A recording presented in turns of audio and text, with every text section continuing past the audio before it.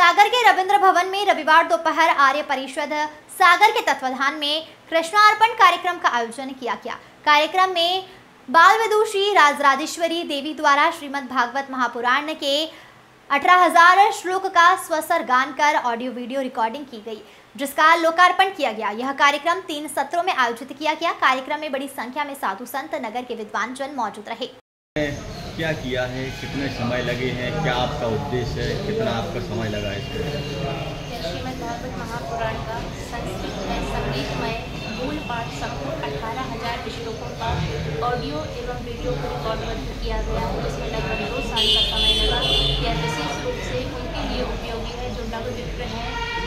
सद्गृहस्थों के लिए यह आध्यात्मिक चेतना एवं आध्यात्मिक ऊर्जा को प्रदान करेगा। कहाँ से प्रेरणा मिली आपको? लोग कथा करते हैं, मंच पर विराजमान होते हैं, लेकिन आपने ये अलग ही लाइन सुनी है, कहाँ से आपको उसका ख्याल आया? बाल्यकाल से ही घर का माहौल वातावरण धर्ममय था और बाल्यकाल से ही लगभग 6 वर्ष की उम्र से श्रीमद् भागवत एवं रामकथा गायन करने का सौभाग्य प्राप्त हुआ है। लगभग 2 साल पहले मन में यह अंतर विचार आया कि क्यों न यह संस्कृत के संपूर्ण श्लोक जन जन तक पहुँचाए जाए। भगवत प्रेरणा से ही यह कार्य संभव हो जाए। आप एक कहा जाए तो युवावस्था में है, कुछ लोग गलत रास्ते भी अपनाते हैं, तो युवाओं के लिए आप क्या संदेश देना चाहेंगे, क्योंकि आप भक्ति मार्ग से जुड़ रहे हैं? आपका क्या मानना है?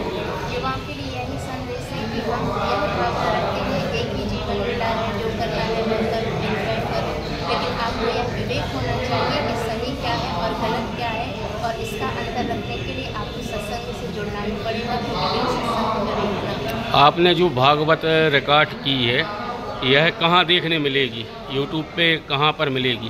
आज 30 जून 2024 कृष्णार्पण समारोह होने के पश्चात हमारे द्वारा विस्तारा चैनल यूट्यूब पर प्रतिदिन भागवत जी का एक अध्याय अपलोड किया जाएगा, जो कि समस्त जन से भी और सभी लोग। यूट्यूब चैनल का क्या नाम है आपकी?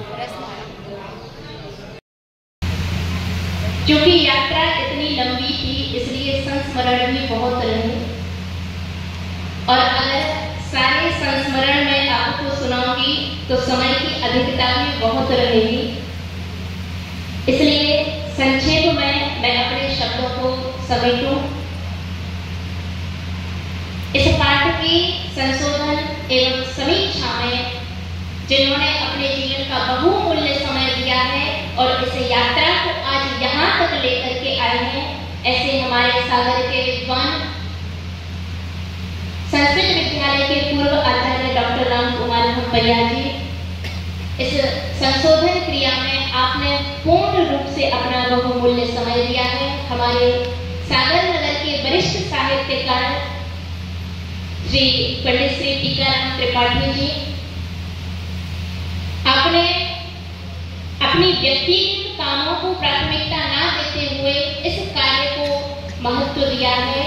इसलिए इस मंच के माध्यम से मैं आप लोगों का बहुत बहुत आभार मानती हूँ कि आपके संशोधन एवं समीक्षा के चलते ही आज यहाँ तक हूँ। क्या यह संकल्प यही अधूरा रह जाएगा? लेकिन फिर एक दिन इंटरनेट के माध्यम से मुझे AR स्टूडियो का पता चला। हमारे भैया श्री बलविंदर सिंह जी यहाँ पर विराजमान हैं।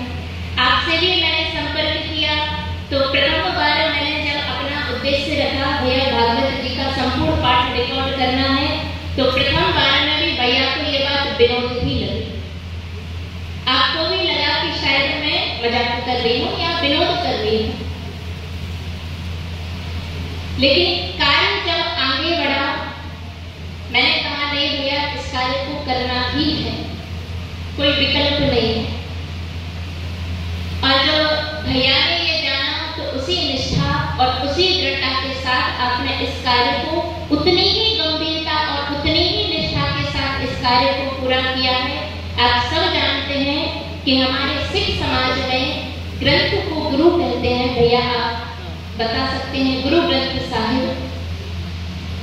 भैया